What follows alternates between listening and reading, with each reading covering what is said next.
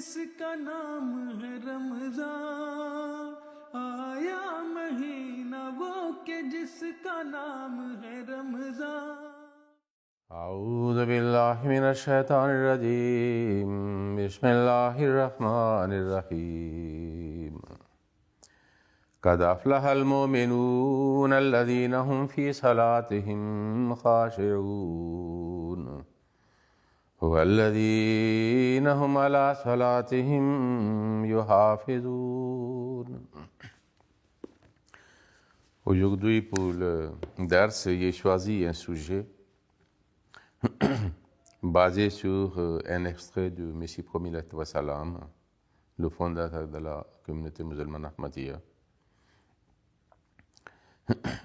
Mais avant de lire et vous présenter cet extrait, je voulais présenter une courte introduction à cet égard.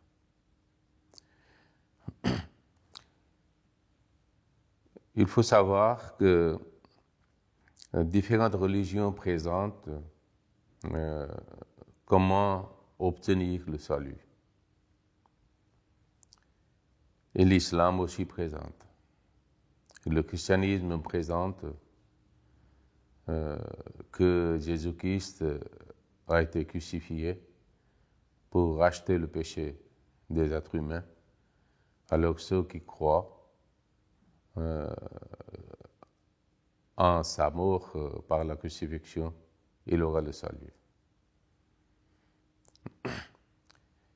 L'islam, par contre, présente que on peut obtenir le salut et on peut se libérer de péché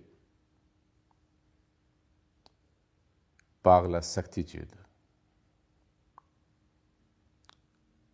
Donc la certitude est, c'est-à-dire un état de connaissance et de la gnose où l'homme arrive à croire l'existence de Dieu et aussi la vie de l'au-delà où il y aura le jugement, le jour de jugement. Si l'homme croit fermement, il a la certitude que Dieu existe et il voit, il sait tout ce que nous faisons et il n'aime pas le péché parce que le péché est mortel, comme le poison mortel. Si vraiment il a la certitude, il ne peut pas commettre le péché.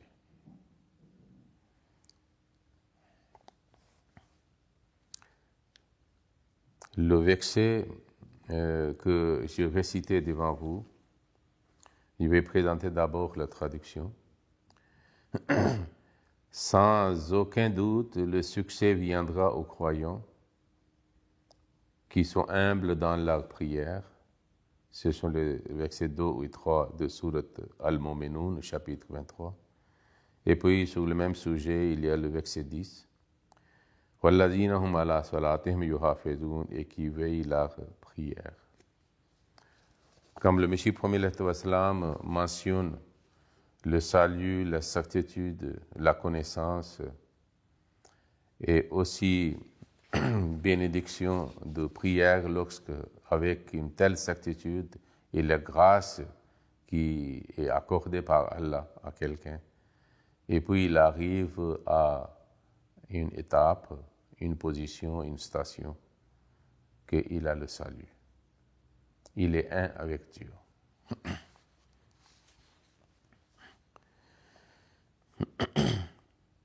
Dans le dars précédent, ça veut dire le dars numéro 11, j'avais mentionné qu'il y a deux points, deux conditions essentielles pour l'exaucement de prière. La première condition est mentionnée par فَلْيَسْتَجِيبُوا لِي, que les serviteurs de Dieu qui font des supplications, invocations, ils doivent répondre à l'appel de Dieu d'abord. Et puis, ils doivent avoir la foi. Ils croient en Dieu. Et après ces deux conditions, Allah exaucera la prière de celui. Donc, croire en Dieu ou avoir la foi en Dieu, c'est-à-dire si cette foi atteint le niveau de certitude, donc il peut obtenir le salut, il peut se libérer de péché.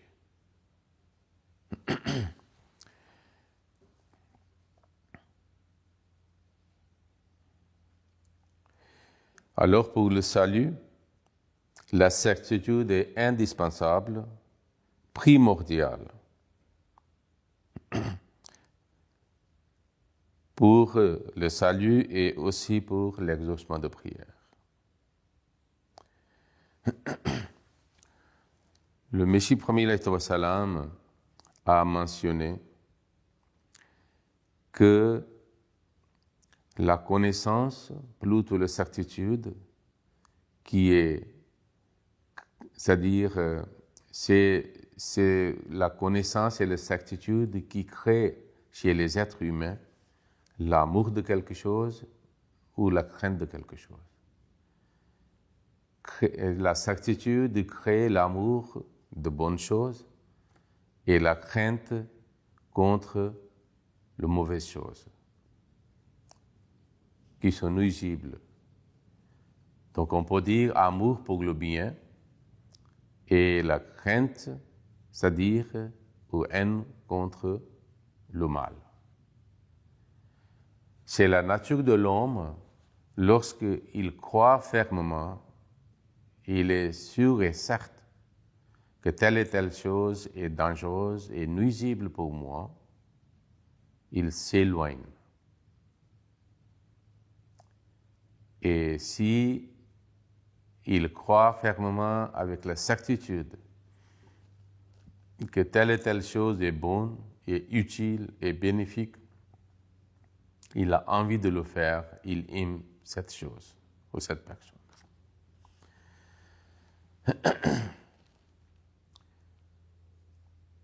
Mais il faut savoir, a dit le Messie premier salam, que la certitude provient de grâce divine.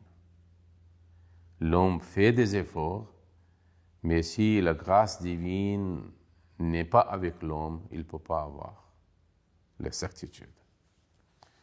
En général, nous disons que je crois en Dieu. Il y a beaucoup de croyances.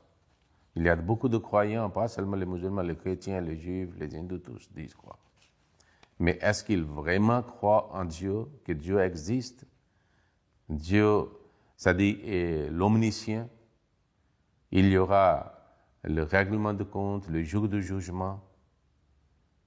Et ils croient vraiment qu'il ne s'approche pas de péché. C'est-à-dire, dans plusieurs livres, le Messie premier dit que péché est un poison mortel pour notre âme, pour notre spiritualité. Nous savons très bien que nul ne prend le poison. Alors, si quelque chose éloigne, c'est-à-dire l'homme, de prendre le poison, c'est la certitude que si je prends, je vais mourir. Par exemple, si devant nous, quelqu'un a mis le poison dans l'eau, verre d'eau, et nous savons aussi que ce poison est une chose qui tue les autres. Celui qui prend, il va mourir. Nous n'allons pas le prendre. C'est la certitude ou la connaissance, c'est-à-dire ferme, qui nous empêche, qui nous éloigne de cela. Il a donné plusieurs exemples. Par exemple, il a donné un exemple de certitude. Il a dit que si vous voyez qu'un serpent très dangereux, cobra, est entré dans un trou quelconque, l'homme, c'est lui qui sait que si le cobra me mord, je vais mourir. Alors, l'homme ne peut pas pénétrer le doigt dans le trou de cobra. Si dans un village, il y a le peste qui ravage les gens, et quelqu'un qui connaît que le peste est en train de ravager les habitants de ce village, il ne va pas entrer dans ce village. Il connaît qu'il va, c'est-à-dire il va attraper le peste et il va mourir. Donc c'est ça la certitude. Alors pour avoir la certitude, le Saint-Coran mentionne, et le Messie premier dans son livre Philosophie, la philosophie des enseignements de l'islam et les autres livres aussi, mais particulièrement la philosophie des enseignements de l'islam, il a élaboré ce sujet. Parce que ce sujet est très important.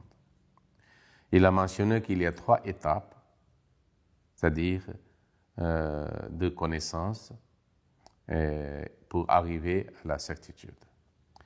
Il a dit que la première étape est ilmul yaqin.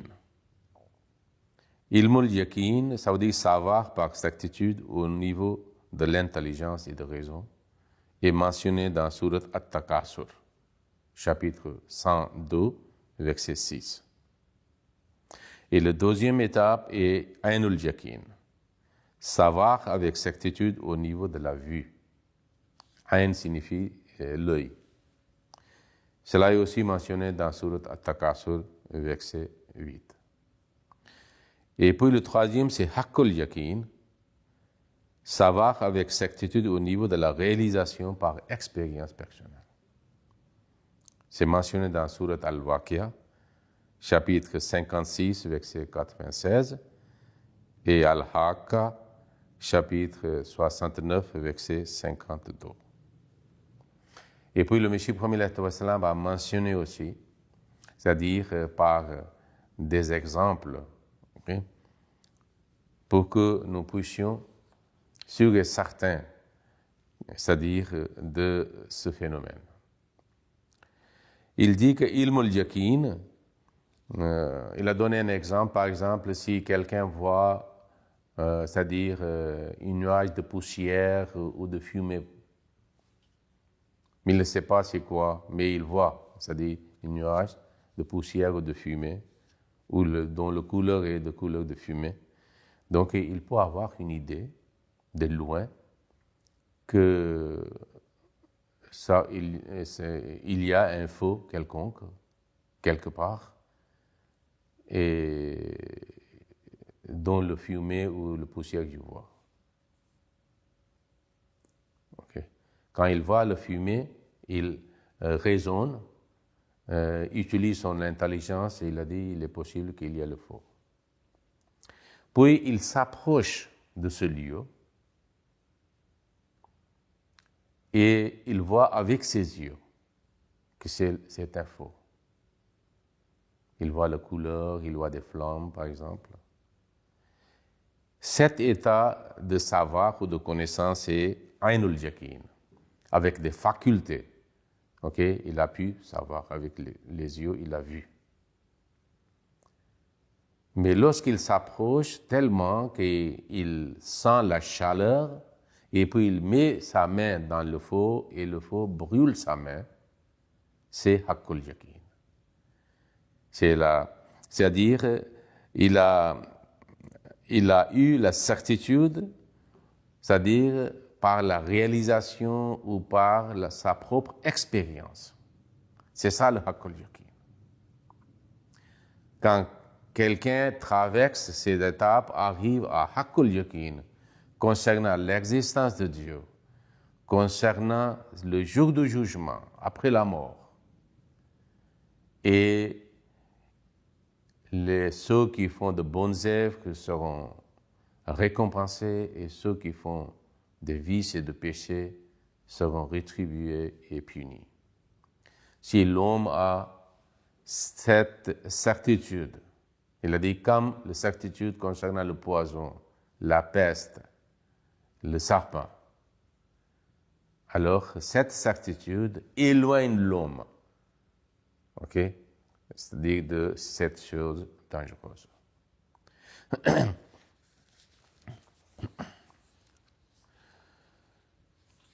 Maintenant, après avoir expliqué ces choses, je vais lire ce que le Messie premier a dit. C'est concernant la prière. Il a élaboré le sujet de prière, mais pas la prière que nous faisons tous les jours. Il a mentionné cela. Parce que la prière habituelle, c'est-à-dire quotidienne, des fois les gens le font comme une tradition, comme ça fait partie de leur comportement. Mais cette prière ne fait pas un changement en haut. Okay? Cette prière est différente. Il y a beaucoup, c'est-à-dire la plupart des postures sont comme des exercices physiques. Mais il n'y a pas un changement. Mais s'il y a le savoir, la connaissance et la certitude de Dieu, et puis la même prière, c'est-à-dire créer un changement révolutionnaire chez celui qui adore Dieu, celui qui fait la prière. Ok? Le Messie premier dit, et j'ai expliqué beaucoup de choses, et le Messie premier mentionne ces choses-là, c'est-à-dire la connaissance, la certitude, le salut, okay? La crainte ou l'amour.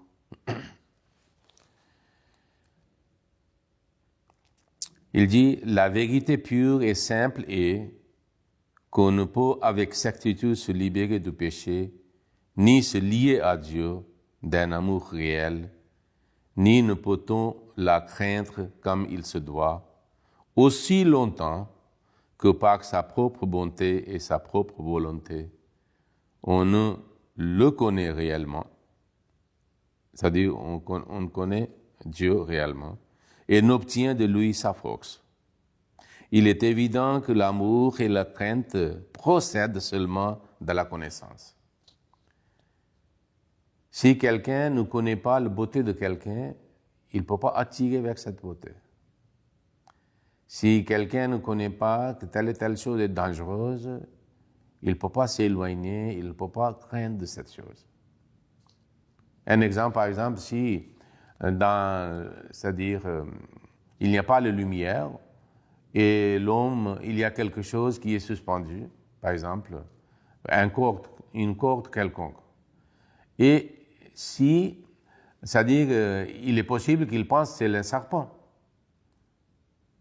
Donc, s'il pense que c'est une corde, il peut s'approcher, il peut le toucher.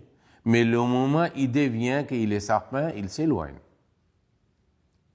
Donc, la connaissance, c'est-à-dire change le comportement de l'homme à l'égard d'une chose quelconque. Mais plus en plus, il est sûr et certain. Il a la certitude concernant quelque chose, que c'est une bonne chose ou c'est une chose dangereuse. Ok? Et puis, cela oblige l'homme de se comporter de façon différente. Ok? Il dit, il est évident que l'amour et la crainte procèdent seulement de la connaissance. Si, par exemple, quelqu'un marche, il ne connaît pas, il y a la terre glissante, il met le pied, il est glissé et ses jambes sont cassées. Mais le moment qu'il sait que c'est la terre glissante, il évite. C'est ça qu'il voulait dire. On aime et on repousse une chose ou on a peur d'elle que si on a eu une connaissance préalable d'elle. Il est vrai que la connaissance découle de la grâce de Dieu et qu'elle ne peut être d'un bienfait quelconque si on n'a pas encore sa grâce. Comme vous voyez, le Saint Prophète sallallahu alayhi wa sallam a dit qu'Allah a dit que tous sont les aveugles. Chaque personne est aveugle si Allah lui donne la vision et clairvoyance. La connaissance provient de la grâce. Alors, par elle, par la connaissance, la porte de la pleine réalisation s'ouvre. et s'ouvre à suivre par cette même grâce et ne se ferme pas. En somme, pour connaître, il faut obtenir la grâce et c'est par elle que la connaissance demeure. S'il n'y a pas la grâce divine, l'homme sort du cercle de connaissance et de certitude. La grâce éclaire et purifie la connaissance à l'extrême et ôte les voiles qui la couvrent. Elle éloigne les obscurités et les tyrannies de la nafs ammara. Nafs ammara signifie que l'état de l'homme ou de son âme, ou c'est-à-dire il est appelé à faire le mal. Ammara, c'est de amr, commandement et l'ordre. Ça veut dire son état qui l'appelle toujours pour faire le mal et le péché. C'est pour ça qu'il a dit que c'est la connaissance à l'extrême ou la certitude qui éloigne les obscurités et les tyrannies de la nafs ammara. Nafs ammara signifie l'appel de l'instinct. C'est-à-dire que c'est la première étape de l'homme, où, c'est-à-dire, il y a des suggestions à l'homme de faire que le mal et le péché. Elle revigore l'âme et lui donne vie. Elle la délivre de l'animalité et la purifie des désirs malpropres et indécents. Ça, c'est la grâce, c'est-à-dire certitude qui nous fait sortir de cet état. Et enfin, la sauve des tourments de la chair. Alors une transformation s'opère en elle. Elle a le vice en horreur. Les premiers désirs qui germent en elle, sous les auspices de la grâce, sont en fait des prières. C'est-à-dire, quand il a la certitude, et puis il quitte l'état de nafs ammara, qui le sujette toujours à faire le mal, lui, c'est-à-dire que cet état pousse que vous devez demander, prier, supplier à Allah. Maintenant, quand il a dit la supplication, la prière, c'est-à-dire une forme bien précise de faire les supplications et les prières, c'est la salat. Et l'islam a préconisé, c'est-à-dire quelque chose de formel. Le Messie premier maintenant, il dit que quand je dis la prière, est-ce que vous pensez que la prière quotidienne que nous faisons, des fois on est debout avec différentes postures, on fait le recours, on génuflexion, on s'incline, on se prosterne, la position d'assise, c'est ça, vous pensez? Le Messie premier fait une différence de cette prière rituelle que souvent les gens font, qui ne produit pas un résultat quelconque ou un fruit quelconque. Il dit, ne croyez pas, vous aussi, vous priez tous les jours. Voyez? Donc la prière que l'homme fait, c'est-à-dire avec la certitude, avec la connaissance des réalités des choses, est tout à fait différent. Il a dit, ne croyez pas que vous aussi, vous priez tous les jours et que les prières rituelles, les salats, sont des prières. Car ces prières qui germent dans les cœurs du fait de la connaissance et de la grâce ont une particularité tout à fait autre. Souvent, les gens font la prière sans certitude, sans connaissance réelle. Si c'est-à-dire ils font avec la certitude que Dieu existe, le péché est un poison et mortel, je serai puni je vais avoir, c'est-à-dire la colère divine. Alors comment 5 fois quelqu'un fréquente la mosquée, fait la prière régulièrement, depuis 50 ans, 60 ans, mais quand il sort de la mosquée, il est au marché ou à la maison, il répète le même mensonge, malhonnêteté, tromperie, tricherie et les autres péchés aussi. Okay? Donc ces prières ne sont pas à la suite de connaissances et de certitudes.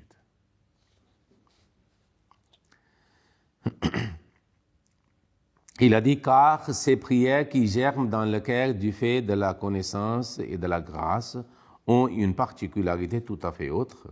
Elles conduisent à l'effacement, c'est-à-dire l'homme est effacé, c'est-à-dire tous les péchés sont effacés, à l'anéantissement et à l'anéantissement. Effacement et anéantissement. C'est un feu qui vous fond, c'est-à-dire l'esprit et l'âme de l'homme, c'est-à-dire commencent à se fondre. C'est un feu qui vous fond. C'est un aimant qui attire les bénédictions. C'est une mort qui vous fait vivre. C'est une inondation impétueuse qui devient à la fin un bateau. Parce qu'il y a des vagues mouvementées de changement dans le cœur de quelqu'un lorsqu'il fait une telle prière. Elle arrange tout ce qui a été gâté et transforme tout poison en élixir. Ok, élixir. Tout poison, c'est-à-dire, il y a des antidotes de poison aussi. Ok. Donc, il dit qu'il transforme tout poison en élixir. Ok, élixir. Bienheureux le prisonnier qui prie et ne se lasse pas, car un jour il se libérera. Bienheureux l'aveugle qui ne néglige pas ses prières, car il verra un jour. Bienheureux ceux qui, dans la tombe, recherchent le secours de Dieu par la prière, car un jour, ils en sortiront. C'est-à-dire, ils trouveront la vie. Bienheureux vous qui ne vous lassez jamais de prier, dont les âmes se fondent en priant, dont les yeux versent des larmes, dont la prière allume un feu dans le sein, et pour goûter de la solitude, vous pousse vers des chambres obscures ou des coins reculés de la jungle, de la forêt, vous rend impatient et perdu, et pour que la grâce vous soit accordée. Et c'est pour que la grâce vous soit accordée. Le Dieu vers lequel je vous appelle est très puissant et très gracieux, plein de l'amour propre, sincère et reconnaissant. Il est tendre envers les humbles. Soyez donc reconnaissants vous aussi. Priez avec sincérité et reconnaissance pour qu'il fasse descendre sa grâce sur vous. Tenez-vous à côté des tumultes de la vie et ne passez pas vos querelles personnelles sous les couleurs de la foi. Pour l'amour de Dieu, admettez vos défaites pour que vous puissiez achever des grandes victoires. Dieu fait des miracles en faveur de ceux qui prient. À ceux qui le supplient, il accorde ses pouvoirs miraculeux. La prière vient de Dieu et monte vers lui. Dieu s'approche de vous par la prière plus que votre vie elle-même. Le premier fruit de la prière est qu'elle produit une transformation purifiante en vous. Et en égard de cette transformation, Dieu aussi se présente sous ses attributs nouveaux. Non pas que ces attributs ont changé, mais ils se manifestent sous des jours nouveaux que le monde ignore. Comme quoi, c'est un autre Dieu. Il vous apparaît sous des manifestations nouvelles. Alors, dans le gloire de ces nouvelles manifestations, il opère en faveur de l'être transformé. Il ne le fait pas pour un autre, Voilà le miracle. En somme, la prière, généralement parlant, est cette action qui mute en or ou en argent une poignée de poussière. Elle est cette eau qui lave c'est-à-dire la grâce interne. Une telle prière amollit l'âme. Elle coule comme un torrent vers le trône du Maître de l'unicité. Elle se tient debout, courbée et prosternée. Ce sont des postures. Mais c'est le cœur maintenant qui le fait. Elle est l'essence même de cette prière rituelle que l'islam nous enseigne. Que l'âme se tienne debout signifie qu'elle est toujours prête à supporter toute crainte et à obéir à tout ordre avec joie pour l'amour de Dieu. Se courber, c'est vouloir dire abandonner tout lien et tout attachement pour se pencher vers Dieu et être pour lui. Se prosterner signifie se jeter aux pieds du trône céleste et n'avoir aucune volonté qui soit sienne, dans un effacement total de soi. Une telle prière vous réunit à Dieu. La charia islamique, le charia islamique en a donné une représentation simple dans les postures rituelles pour nous enseigner cette attitude de prière spirituelle. Car Dieu a donné à l'homme une telle nature que son âme influe son corps et vice-versa. Votre tristesse appelle des larmes à vos yeux et votre joie apporte le sourire à votre visage. C'est ainsi, nous pleurons dans nos peines et nos douleurs et nous rions lorsque nous éprouvons les élans de joie et de fraîcheur. Le but de la prière rituelle est de mettre en apport le lien étroit qui lie l'âme au corps, pour le faire agir et se pencher vers le trône du Maître de l'unicité, et se mettre debout et se prosterner spirituellement. L'homme a besoin de s'exercer pour progresser. Et cette action est un effort en un sens. Il est évident que lorsque deux choses sont liées intimement l'une à l'autre et que l'on enlève une partie de l'une, l'autre s'en ressent. Cependant, on ne tire aucun avantage par les simples gestes physiques, de se mettre debout, de se courber et se prosterner, aussi longtemps que l'on ne s'efforce en même temps de faire participer son âme dans ses gestes.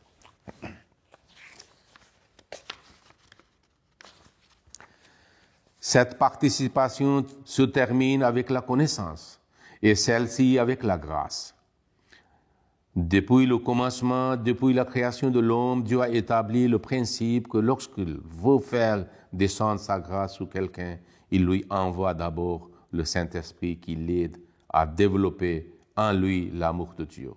Il lui accorde la sincérité et lui la fermeté par ses signes multiples. Il fortifie sa connaissance et fait disparaître ses faiblesses, de sorte qu'il a atteint le stade où il est disposé à sacrifier sa vie pour lui. Il s'attache à sa présence, à sa personne, à tel point qu'aucun malheur ne peut l'en séparer. Aucun sabre ne peut couper un tel lien et il ne peut vivre un seul instant sans penser à son amour. Ça veut dire l'amour de Dieu. Le désir du paradis, la perte de l'enfer, le confort de la vie, la fortune et la richesse de ce monde, rien ne compte. Dieu seul connaît un lien aussi unique et mystérieux. L'amoureux ne peut parvenir à la plénitude de ce sentiment, ni comprendre pourquoi, de quel désir il provient, ni comment, car il prend sa source dans l'éternité. Ce lien n'est pas établi par le moyen de la connaissance. Celle-ci arrive après et l'éclaire tout comme le feu qui est latent dans la pierre. Mais les étincelles ne sortent que quand on la frappe. Le cœur d'un tel homme est un côté rempli d'un amour personnel pour Dieu et de l'autre de sympathie et de désir pour réformer les hommes. Maintenant, cette personne fait beaucoup de développement par la grâce de Dieu jusqu'à qu'il est désigné pour réformer le monde. Okay? Mais Tout a été débuté et commencé par la certitude et la connaissance. Voilà pourquoi, d'un côté, il est attiré vers Dieu par un lien qui le pousse continuellement vers lui, et d'un autre côté, il est attaché aux hommes qui attirent naturellement vers eux. Tout comme le soleil attire la terre et tout ce qui s'y trouve vers lui, tandis qu'il est lui-même attiré ailleurs. Tel est le cas de cet homme. En langue islamique, un tel homme est appelé Nabi, Rasoul, prophète ou envoyé, ou Muhaddis, avec qui Dieu parle. Il est béni de la parole pure de Dieu et il fait des miracles. Ses prières sont généralement exaucées et Dieu lui répond beaucoup sans ses suppliques. Amen. Vous voyez comment la certitude fait un changement et une transformation en un homme. Nous devons aussi prier, demander à Allah sa grâce. Il nous accorde, c'est-à-dire Haqqul Yaqin, une certitude. Et nous ayons aussi l'expérience que vraiment Dieu existe. Qu'ainsi soit-il. Allahumma salli ala Muhammadin wa ala ali Muhammadin wa barik wa sallam innaka hamidun majid.